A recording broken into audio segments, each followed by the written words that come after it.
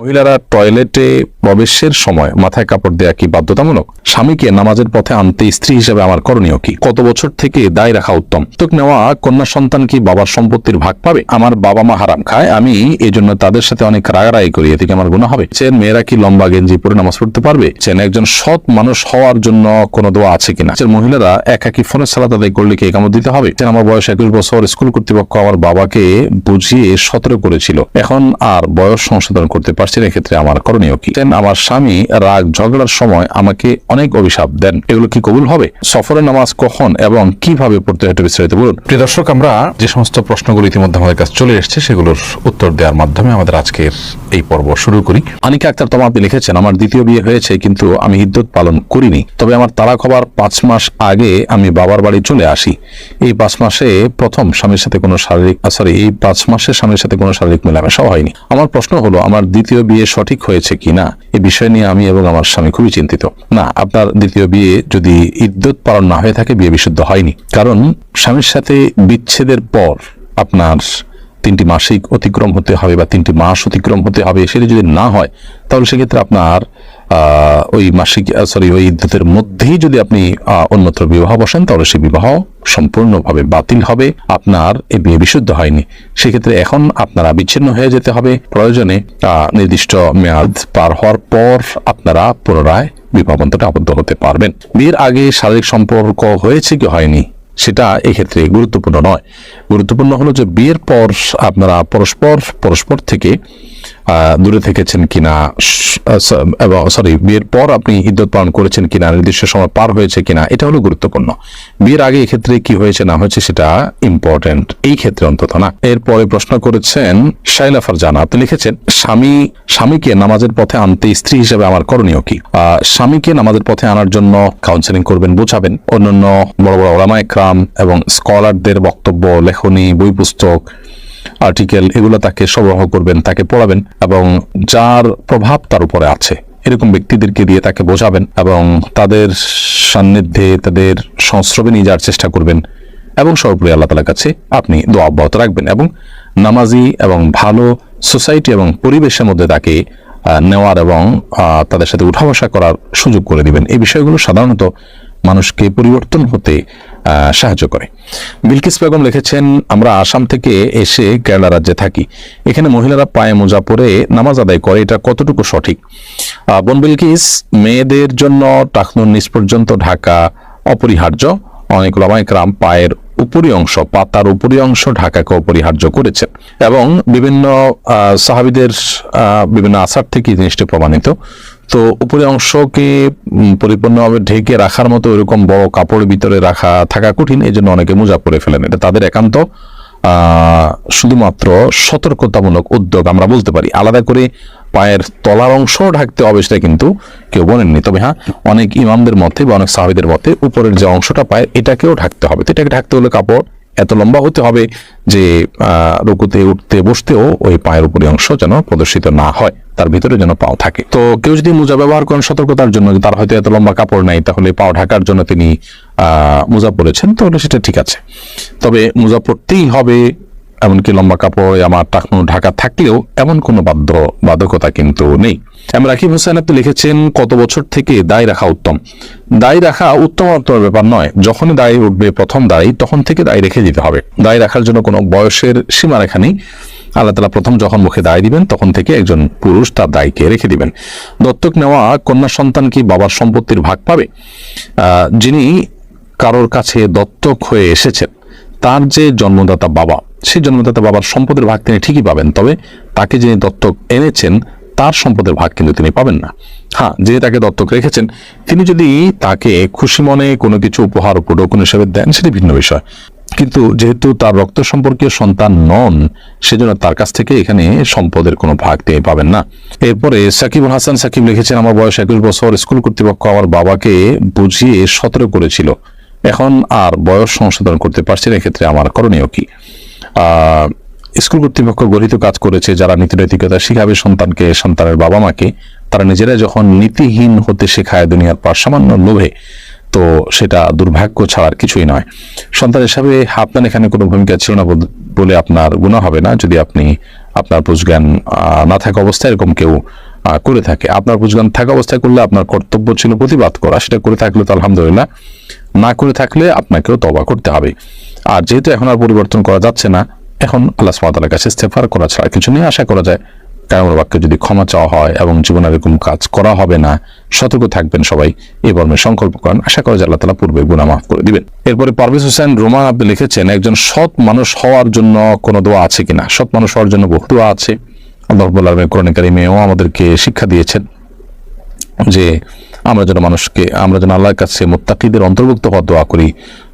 যেমন আছে যে রব্বানা হাব লানা মিন আজওয়াজিনা ওয়া যুররিয়াতিনা কুররাতা আয়ুন ওয়াজআলনা লিল মুত্তাকিনা ইমামা। হে আল্লাহ, আমাদেরকে, আমাদের পরিবারের সদস্যদেরকে সবাইকে আপনি মুত্তাকিদের ইমাম বানিয়ে দিন। তো এখানে মুত্তাকিদের ইমাম হওয়ার দোয়া রয়েছে। এভাবেই কোরআনে বিভিন্ন দোয়া রয়েছে যে দোয়াতে মূলত আমাদেরকে সৎ এবং নেককার হওয়ার জন্য আল্লাহ তাআলার কাছে আবেদন করার শিক্ষা দেওয়া হয়েছে। আর যে ইমান আপনি লিখেছেন, আমার বাবা মা হারাম খায়, আমি এই জন্য তাদের সাথে অনেক রাগারাগি করি, এতে কি আমার গুনাহ হবে? বাবা মা যদি হারাম খান, তাদেরকে আপনি বোঝাবেন, সতর্ক করবেন, আল্লাহর ভয় দিবেন, চোখের পানি ফেলে দোয়া করবেন এবং তাদেরকে বোঝানোর চেষ্টা করবেন। কিন্তু কোন অবস্থাতেই তাদের সাথে রাগারাগি করা, অর্থাৎ রাগারাগি মানে হলো দুর্ব্যবহার করা, মুখ খারাপ করা, এটি আপনার জন্য জায়েজ নয়। তাদেরকে আল্লাহ তাআলার কাছে জবাবদিহি করতে হবে। কিন্তু আপনি যদি মুখ খারাপ করেন তাহলে কিন্তু আপনি গুনাহগার হয়ে যাবেন। তাসমিয়া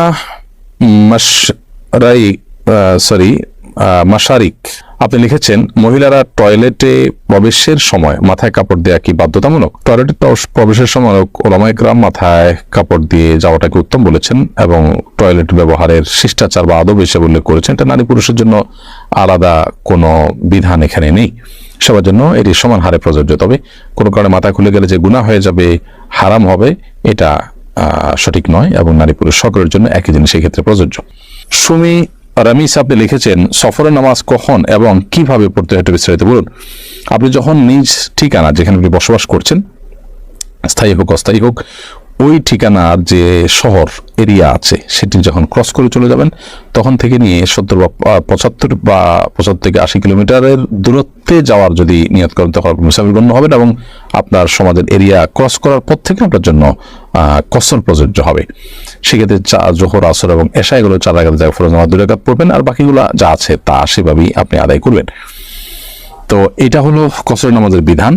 এবং বাড়িতে আপনি যখন ফিরে আসবেন, আপনার এলাকার সীমানাতে প্রবেশের আগ পর্যন্ত এই বিধানটা আপনার জন্য প্রযোজ্য হবে। আর কোনো জায়গায় গিয়ে যদি আপনি 15 দিনের বেশি থাকার নিয়ত করেন, তাহলে সেখানে আপনার পুরো নামাজ পড়তে হবে।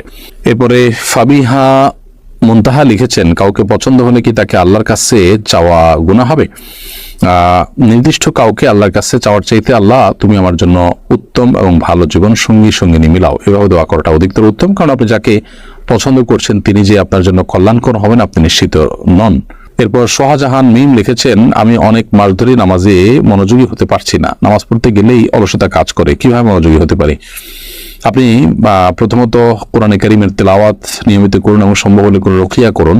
কারণ শয়তান অনেক বেশি মানুষের উপর ভর করলে, প্রভাব বিস্তার করলে দেখা যায় মানুষ কিন্তু এরকম ইবাদত বন্দেগীতে অলস হয়ে পড়ে। আফসানা রিমি লিখেছেন, মেয়েরা কি লম্বা গেঞ্জি পরে নামাজ পড়তে পারবে? যে কোনোভাবে তার সতর নামাজের মধ্যে যদি ঢাকা কর্তব্য, সেটুকু তিনি ঢেকে নামাজ পড়লে নামাজ আদায় হয়ে যাবে। শারমিন আক্তার আপনি লিখেছেন, মহিলারা একাকী ফরজ সালাত আদায় করলে কি ইকামত দিতে হবে? না, তারা ইকামত দিতে হবে না একাকী ফরজ সালাত আদায় করলে। এরপরে চৌধুরী আর এআইডি থেকে আপনি লিখেছেন, আমার স্বামী প্রচুর ধূমপান করেন, দোয়া করবেন তার জন্য আর কিছু নসিহত করুন। আল্লাহ তাআলা আপনার স্বামীকে পরিপূর্ণ ধূমপান মুক্ত জীবনযাপন করার তৌফিক দান করুন। আর যে জিনিস পান করলে আল্লাহ নারাজ হবেন, মানুষ আখিরাত ধ্বংস হবে, সাময়িক সুখ এনে দিলেও সেই জিনিসটি পান করা মুসলমানের জন্য, বরং বুদ্ধিমান কোনো মানুষের জন্য জায়েজ নয়। অনন্ত অসীমকালের যে যাত্রা রয়েছে, সে যাত্রা আমার সুখ শান্তি নিরূপণ হবে যে আল্লাহর আদেশ নিষেধের উপরে, সেই আল্লাহর আদেশ নিষেধটা হবে আমার মাথার উপর শিরোধার্য, এটা হবে আমার উপরে সবচেয়ে গুরুত্বপূর্ণ বিষয়। বিদায় আল্লাহ রাব্বুল আলামিন আমাদের ভাইকে ধূমপানের এই বদভ্যাস থেকে, গুনাহের কাছ থেকে, পাপের কাছ থেকে তাকে সরে আসার এবং বেরিয়ে আসার তৌফিক দান করুন। সোনিয়া আফরা আপনি লিখেছেন, অনিচ্ছাকৃত সামান্য ভুলের জন্য মা বাবার বদদোয়া দেওয়া কতটুকু যুক্তিযুক্ত? আর এই বদদোয়াগুলো কি কবুল হবে?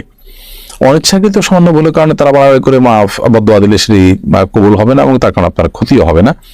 আপনি সবসময় দেখবেন যে আপনি নিজে ভালো আছেন কিনা, সঠিক পথে আছেন কিনা। কারণ নবী করিম সাল্লাল্লাহু আলাইহি সাল্লামের বিভিন্ন হাদিস থেকে আমরা জানি যে এই ধরনের দিক নির্দেশন তিনি আমাদেরকে দিয়েছেন। আর কোরআন কারিমেও রয়েছে, আল্লাহ তাআলা বলেছেন, ইয়া আইয়ুহাল্লাযীনা আমানু আলাইকুম আনফুসাকুম লা ইয়াদুরুকুম মান দাল্লা ইযা হাদাইতুম। হে ঈমানদারগণ, তোমরা নিজেদের প্রতি মনোযোগী হও, অর্থাৎ নিজেদের আত্মশুদ্ধির চেষ্টা করো। তোমাদের কেউ যদি গোমরা হয়ে যায়, সে তোমাদের ক্ষতি করতে পারবে না। অতএব বাপ মা যদি অন্যায় করেন, ভুল ভাল বদদোয়া করেন, তাতে আপনার কোনো ক্ষতি হবে না। আপনি আল্লাহর কাছে ক্লিয়ার আছেন কিনা, বাপ মার প্রতি কোনো অবিচার করেছেন কিনা, সেটা আপনি দেখেন। তাছাড়া কোরআন কারিমের একটা আয়াত রয়েছে, আল্লাহ সুবহানাহু ওয়া তাআলা বলেছেন যে লাউ ইয়াজ্জুলুল্লাহু আশ-শাররা ইসতা'জারহুম বিল খাইরি লাকুদিয়া ইলাইহিম আজালুহুম। মানুষের ভালোটা আল্লাহ যত দ্রুত দেন, খারাপ যেটা চায় মানুষটা যদি এরকম দ্রুত দিয়ে দিতেন, তাহলে বহু মানুষ শেষ হয়ে যেত। অর্থাৎ বদদোয়া করছেন কিন্তু অন্যভাবে করছেন, এই জন্য সাথে সাথে লেগে যদি যেত, তাহলে মানুষ সব শেষ হয়ে যেত। আল্লাহ তাআলা সেটা করেন না। নেক দোয়া করলে সেটা যত দ্রুত কবুল করেন, বদদোয়াটা সেটা তত দ্রুত কবুল হয় না।